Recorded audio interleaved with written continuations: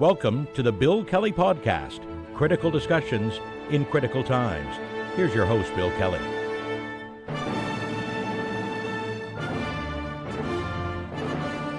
And welcome to another edition of the Bill Kelly Podcast, critical discussions in these critical times. I'm your host, Bill Kelly. Good to have you with us again.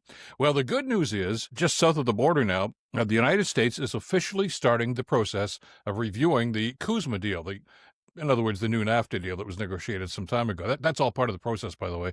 They had to do this review process before they began negotiations. That's the good news. The bad news is, well, it's the Trump administration that's beginning this process. I'm afraid of where that's going to go, and we should coin a phrase from all those old horror movies. You should be afraid. You should be very afraid of what could be happening here. Let me explain. And we don't have to go too far back in history to give you some examples of this. This is a deal that, of course, was negotiated by Trump the first time he was president.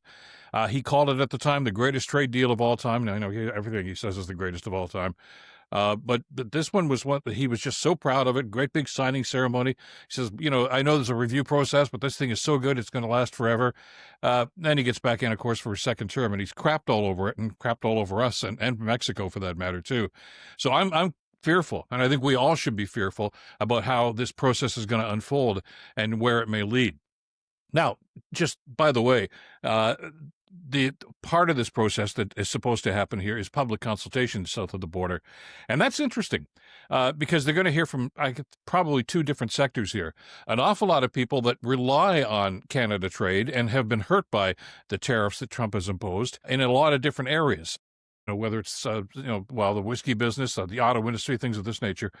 And they're going to be listening to our Canadian counterparts who are down there talking and trying to plead with the Trump administration to say, look, you've got to make this a better deal, a stronger deal, and we've got to include Canada in this too. It has to be a win-win situation. That's the way many of them feel down there. I think because we've been critical, and I think justifiably so, of a lot of the stuff that Trump has done when it comes to Canada's trade and the way that we're getting a raw deal here. But don't for 1 minute think that all Americans agree with that, okay? We have to be clear on that. We can't paint everybody with the same brush. A lot of them do, sadly. A lot of them voted for the guy, but there's still a very strong voice down there of people that want to say, look, this is wrong. The tariffs are wrong. Crapping all over Canada, who we've had a great relationship and trade for so many years, is also wrong. So I don't know whose voice he's going to hear, because there are going to be others, especially some of Trump's billionaire buddies that own some of these other larger corporations. They're going to say, to hell with Canada. Crap all over them. Don't give them any exemptions. That way everything's going to come to us. The steel industry is one of those voices down there, which probably was a large factor in Trump imposing these massive tariffs on steel industry here, which has really been harmful here. Same thing with copper, same thing with aluminum. Even though the United States can't even supply enough aluminum for their own doing, that they need Canada, but the people that are producing it down there are simply saying, no, we can do this all by ourselves. And by the way, not only are they wrong, but indications are now that a lot of businesses down there are starting to hurt, and they're starting to lay people off because of the implications of the tariffs and some of these wrong-headed economic deals. I don't know if that's going to be the dominant voice that's going to carry the day. We can only hope, but it's going to be very, very difficult to plead the case for Canada. By the way, as of today, as we do this podcast, there was no plan for Canadian representatives to make any depositions to this committee that's going to be doing the review. That's going to come later, I guess, when the negotiations start. Now, the other element that we need to remember, and I think we talked about this a couple of podcasts ago, Donald Trump, not only, of course, has he basically ignored the very deal that he proposed and signed a few years ago, he's also saying, and more than once, that maybe we don't even need a trade deal with Canada, which can be a little scary. I know we do have a deal right now. There are a lot of people thinking, well, Polyev included. Well, we don't have a deal. Yeah, we do. We have an existing deal. And as the Prime Minister has reminded us, the overwhelming majority of goods that are traded between Canada and the U.S. are still exempt because of this current deal. Now, if Trump basically rips this up and says no more exemptions, we're in a lot of trouble. So it's going to be a very difficult and a very important negotiation that's going on. And how's it going to go? Well, if you're optimistic about this, God bless you. It's going to take some pretty strong voices and some arm twisting, but it's got to come from them as much as it is from the Canadian delegation. Because they don't necessarily trust all the voices around Trump these days. We know about, obviously, people that are his ear down there, Peter Navarro and others. that think, just do what you want to do here. Tariffs are great, all this sort of thing. One of those voices, of course, is one Pete Hoekstra, who is the ambassador to Canada, a Trump appointee, of course. We've talked about him on the podcast numerous times. He was doing his thing again just the other day, making a speech in Ottawa, and basically saying that Washington was really hoping for a much bigger deal with Canada, bigger than the Kuzma deal, that include things like defense and so many different facets and treaties and international law. First of all, that's news to most Canadians. We had no idea that was even on their mind. What we were hearing from the Trump administration back in those days was, hey, we want to take over Canada. We want them to become the fifth state. There was no talk at all about a wide-ranging deal. So I don't know where Hoekstra was coming from. Well, I do. He's one of the many minions, of course, that just loves to kiss Trump's butt and do whatever Trump says and say whatever he wants to say to try to please his master. So you got to take that into context. And there's a part of me, as I'm sure there is with you, a part of me that is really revolted by Hoekstra and his antics and the sorts of things that he's doing. But I was thinking about it last night as we were getting ready to do the podcast. And I guess in a very twisted, bizarre way, it's good that Hoekstra's speaking up. And it's good that he's saying the sorts of things that he's saying, because it serves as a reminder to all of us what we're up against here with this Trump administration, that this is the mindset that these people have. They're not looking for fairness. They're not looking to sit down at the negotiating table with give and take to try to find a deal that's going to be good for Canada and good for the United States. That's not even on their mind. They want to dominate. And he said that, and he's done that with some of the quote-unquote deals that he's already made. He says they're deals. Nobody's signed anything yet, whether it's with the UK, with China, Japan, whatever the case might be. Trump loves to brag that he solved 7 or 8 wars now in his trade deals. He's done nothing. There's nothing, no proof of any of that stuff. But in his mind, he's doing all this stuff. I mean, he's a little demented, and obviously he's got these visions of grandeur, and that's what's going on. And of course, his minions, Hoekstra being one of them, and so many other people around. Ludnick comes to mind. You know the names now these days. They're the ones that are simply fanning the flames of whatever Trump wants to say. And that's going to be a very difficult nut for us to crack, which is going to be, I think, job one, for the Carney administration over the next, not just couple of weeks, but I think going into next year when these negotiations start. We have to protect ourselves. And not only is there a mindset here that we need to be cognizant of, the other report is that, it's not a level playing field, and Trump doesn't play by the rules. I mean, he talks about how, the deal that he signed, that he said was such a great deal 5 years ago, is totally unfair to American farmers. Well, he made the deal. He negotiated this deal. But he's saying, the 400% tariffs on dairy goods, well, that's BS. That's not true at all.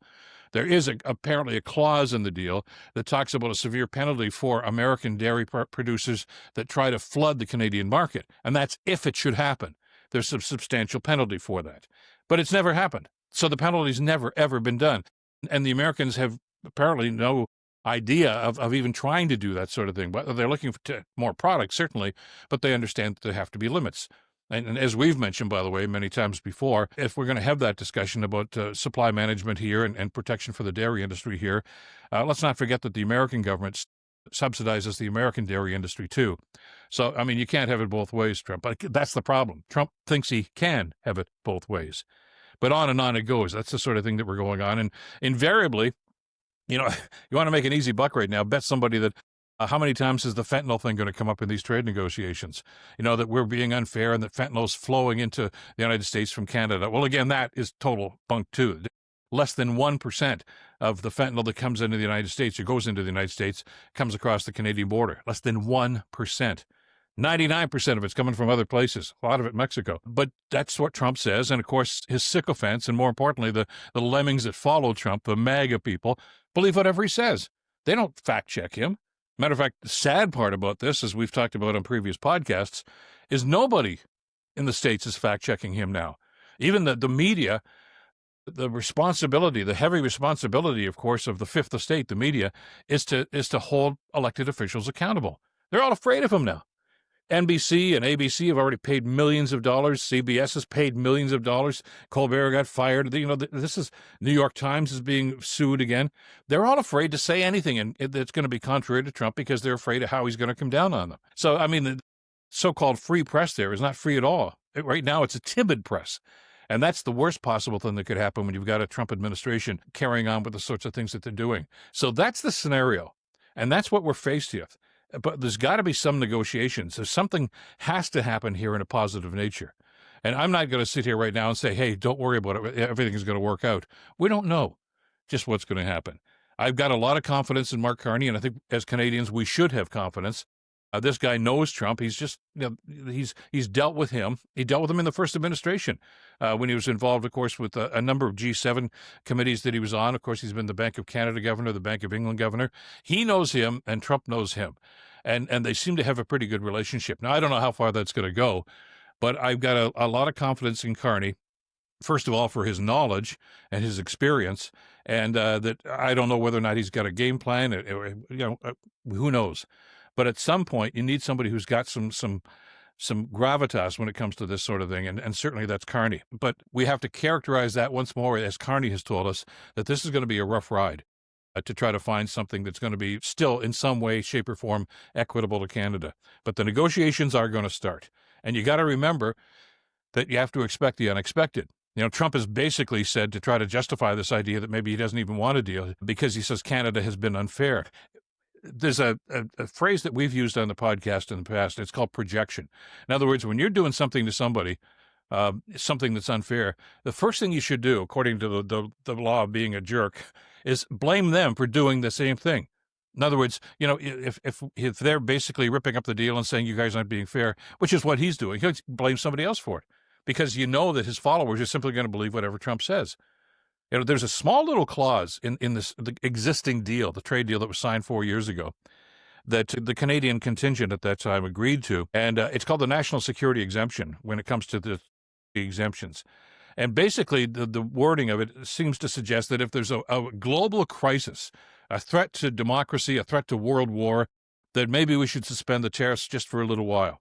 Well, Trump and his lawyers apparently found that and said, that's going to be our justification for doing anything. How many times have you heard over the last 6 or 8 months that, this is national security, so we're going to raise tariffs on copper, on steel? There is no national emergency. But he's invoking this clause wrongly. And, of course, his people down in the States are simply, oh, yeah, you got to protect America. So this is the sort of thing that we're up against right now. The one consolation we need to take here is that we've got smart people on this side, too. And this is going to be a very difficult time, but we're not going into this thing unaware, and we're not going into this unarmed. And we have to just give faith and confidence in our government to know that they're going to be at the table, and they're going to do what Carney has said he's always been doing since day one, since he took over this office, is find the best deal for Canada. And if it's not on the table now, we're not signing anything. And that's the mindset they have to take going forward. That's it for this edition of the podcast. Thanks, as always, for being with us. By the way, if you're watching us on YouTube, don't forget to hit the notification button, too, to make sure you can spread the word on this. Love your subscriptions. Thank you for keep those coming up, too. There's a lot of great work that we're doing here. We love the feedback and the dialogue that's going back and forth here. And by subscribing to the podcast, you really help us to carry on with that work. So thanks so much for that. Thanks to Madeline Kelly for the great work producing of this and putting this out there for us. I'm Bill Kelly. Until next time, stay in touch and stay informed. Bill Kelly Podcast brought to you by Wizen's Law, personal injury lawyers. Listen, you didn't choose to get injured, but you can choose the right lawyer. Wizen's Law, 905-522-1102 or wizenslaw.com.